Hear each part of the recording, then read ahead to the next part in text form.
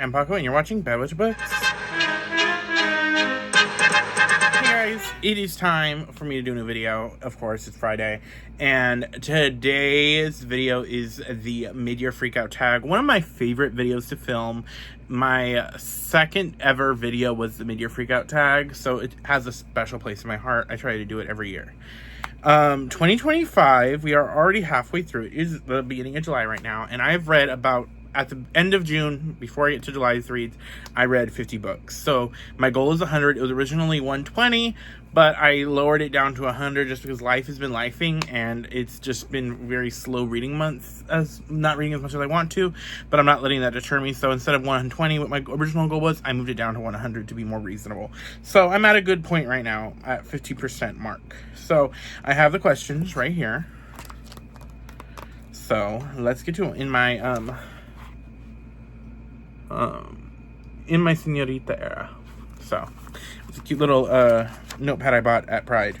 Okay, so let's get to it. So the first question we have is best book of 2025, and for that I have Blood Over Brighthaven by Emma Wong. This is a dark academia fantasy about our first ever female high mage who, when she gets assigned to finally be a part of this, they, as a jokingly, team her up with the janitor, who is a different, in a city group from this high city, thinking they're screwing her over, but in reality these two uncover a dark secret about the society. And this book is amazing. Honestly, I don't want to tell it too much, just go into it. Emma Wong this is my first ever book by her. Emma Wong, we'll be reading more. This was so good, so dark, so great. I want to put this is up there with Babel and of how good it was. Amazing read. The next prompt is worst book of 2025, and for that we have The Fire in the Sky by Sophie Jordan. This is about a girl who, she is the whipping heir, I believe is her title. But basically, anytime that anybody wants to punish the princesses, she gets punished in their stead, because you can't put a hand on the royalty. And she is chosen to marry this barbarian prince who, of dragon hunters, to keep the people happy. They wanted to marry a princess, and they marry her off instead. And shit happens, and it has to do with dragons. And this book could have been okay, but it just felt like the half part of one book. By the time that things got interesting, it was already over. So this, I give this a 2.5. This was the worst book I've read so far. It's gorgeous though, but this is still the worst book I've read so far. I didn't like it, as I get more mad thinking about it. The next question is best sequel of 2025, and for that we have of course, Oathbound by Miss Tracy Deonn. This is the third book in the Legendborn cycle, and it's about Bree and her involvement with the Legendborn Society. I can't really say too much. Very good. This was great. So one of my more anticipated releases of the year. I can't wait for book 4. Bree, this book made me a Nick fan. I'm so excited for more to come. The next question is a new release you still need to get to, and for that I have A Treachery of Swans by A.B. Pornek. It could have also been Bury Our Bones in the Midnight Soil, but I'm reading that next. It's my next physical read, so I'm not going to count that. But this is a queer Swan Lake retelling where our black swan falls for our white swan, and I can't wait for this. I loved Where the Dark Stand Still, which I read this year, which would have been on this list, but I didn't want to do more than one of the same author on this list, so that's what I wanted to do them for this list. So I didn't do Where the Dark Stand Still for any prompts there, but I loved Where the Dark Stand Still. It was so good. Also, I'm finding out that apparently if it's a Howl's Moving Castle retelling or Howl's Moving Castle vibes in a book, I'm gonna eat it up. I'm gonna eat it up. But yeah, I love this. I mean, I love this cover. I'm so excited to read it. This is the ARC. I do already have the physical copy. I don't know if I'm going to read the ARC or if I might read the ARC so I could tab it up. That's what I'm actually thinking I'm going to do. Even though I don't really read paperbacks, I really do want to just tab this up. I even got Princess to give me her Illumicrate edition, which is not here yet, but I am so excited to get to that book. The next question is your most anticipated release for the second half of the year, and for me, I think the top of my head right now, it is going to be Calabasas by R.F. Kuang. Cover will be here. This is a Descent into Hell book. If you know I love my girl R.F. Kuang. She's one of my favorite authors of all time. I read her entire books, all of her books. Cannot wait. And I know Fairy Loot is doing an exclusive edition, and I'm so happy. The gods are smiling down on me today. I am so happy for this. I love Arfong's writing. She can do no wrong. I'm just cannot wait. Biggest disappointment of 2025 is the next question. And for me, it will have to be The Coven by Harper L. Woods.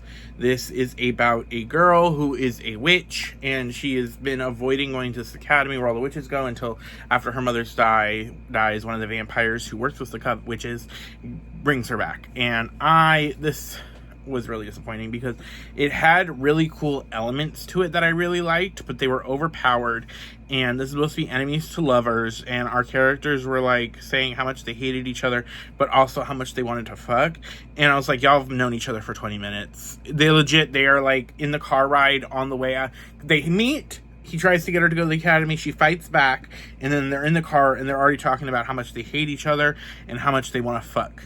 And I'm like, y'all have known each other for 20 minutes. We're in the drive-thru for Wendy's. What are we doing?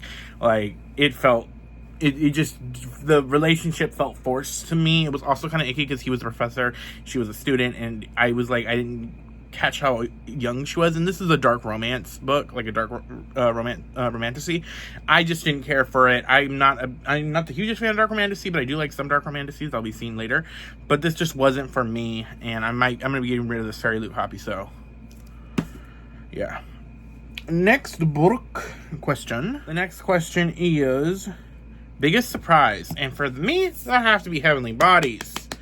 Okay, I just read this too. This is the last book I read. But Heavenly Bodies by Imanu Iru is about a girl. She was the princess of this one kingdom of like that uses dark magic. She is prophetized to kill a god. And one day one of the gods shows up and like kills her family, and so she goes into running, and she goes on the run, and then is taken in by the kingdom of light magic users who are like her people's sworn enemy. And then she has to train with the prince because the king is like, if we work together to take out this god, I'll let you live. And it's fun. The banter between our two main characters are fun. I loved our main character, Lara. She was so fun. This had what I want from romantasy. Like, it was so fun. The world was so cool because each of the kingdoms are based on the zodiac. It was just so fun. I love this.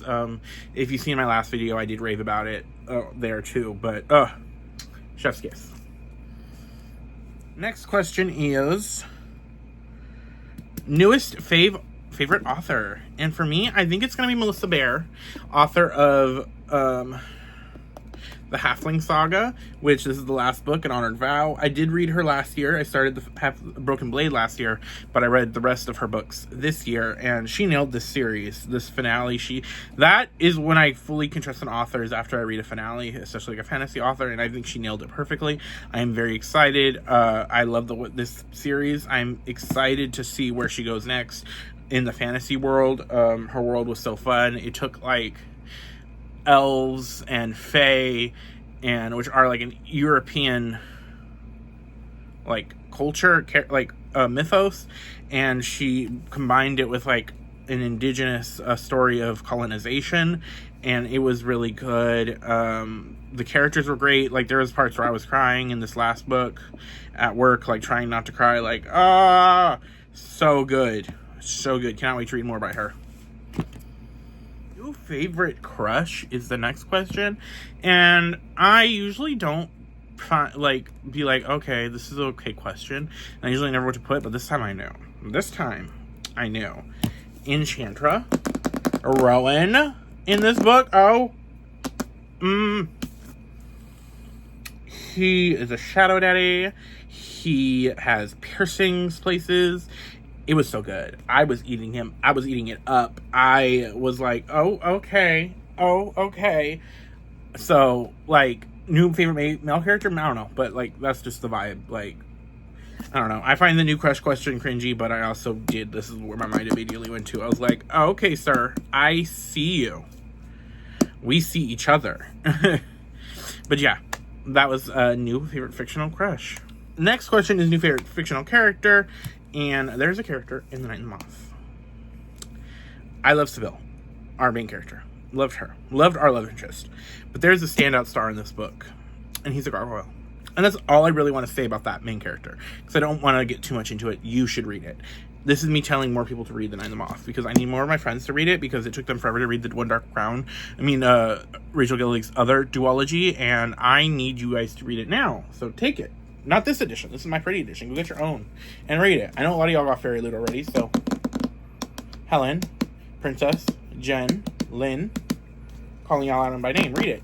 But this book is about our girl, Six is her name. Seville. She is a prophetess. She is able to see the future, and one day the new king comes to her abbey and tries to get her future told, and then after that happens, her sister, the other seers in her little sisterhood, start going missing, and so she goes to the king for help. But more importantly, she meets his knight, who is very an asshole, and shit happens. So good. Read it now. A book that made me cry. Okay, so like I said, I almost put an honored vow on here where it's at, I don't know. But another book that almost made me cry was The Maid and the Crocodile by Jordan Fueko, which, again, like I said, Howl's Moving Castle books, I'm gonna eat up, which is a Howl's Moving Castle inspired story about our girl Small Shade. She is a sin eater, so she can eat people's sin and guilt and stuff by cleaning their house. And she ends up meeting this crocodile god, and shit happens, and it's so good.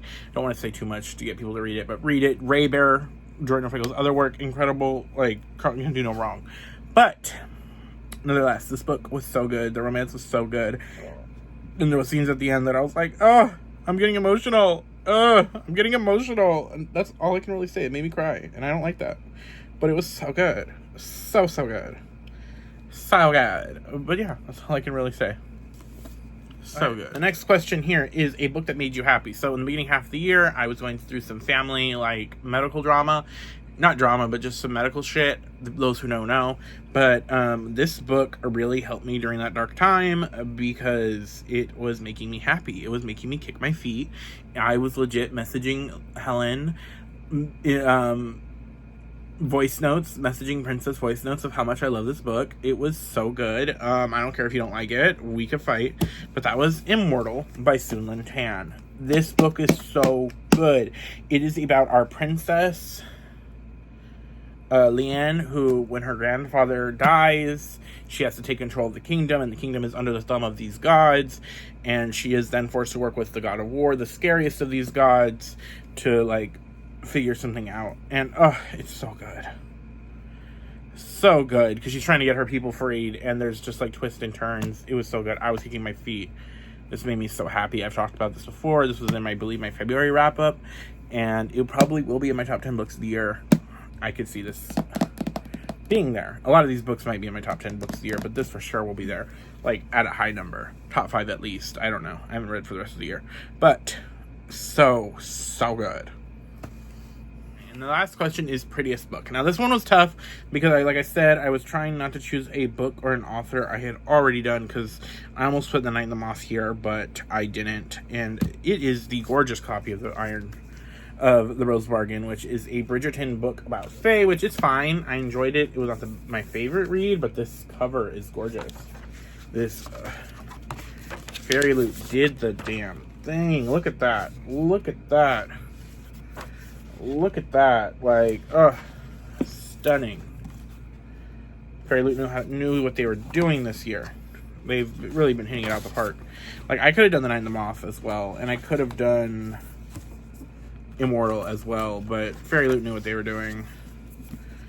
But yeah, there are other questions, but one is book adaptation movie, and I don't really have any that I'm excited for. I've seen, I will say, my top movies of the year so far have been Sinners, which if you hadn't seen, you should definitely watch, and K-Pop Demon Hunters are my top 2 movies of the year so far for the first half of the year. But yeah, if you have not done the mid-year freakout tag, do it, please, so I could watch it. It's one of my favorite videos to watch, favorite videos to film, and I hope I made sense getting to babble about some of my favorite books so far. All right, bye.